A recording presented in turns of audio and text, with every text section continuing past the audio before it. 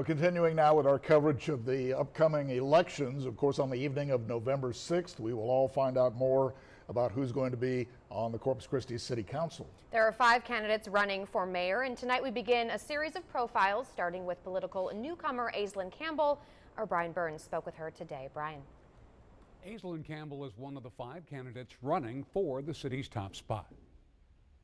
The biggest problem is failing infrastructure that we've had from neglect of maintenance over the last 30 to 40 years.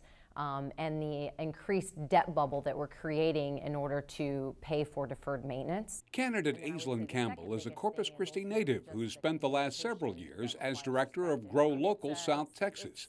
She sees problems the city has, like letting residents know what's going on. The second biggest thing is ultimately just the communication that requires respect and trust and a pride in our community, and everyone is willing to take accountability for where we are today and how we're going to move forward today. We asked Campbell what she would do to try and correct those problems. Begin to communicate exactly where we are and look at opportunities for decreasing the waste and inefficiency in the way that we're moving forward and solving some of those infrastructure issues.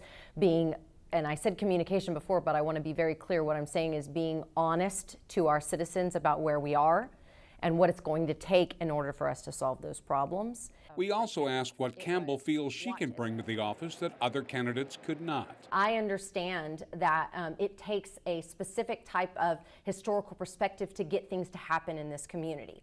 I'm from here. I'm the 4th generation member of this community. I have educated in this community.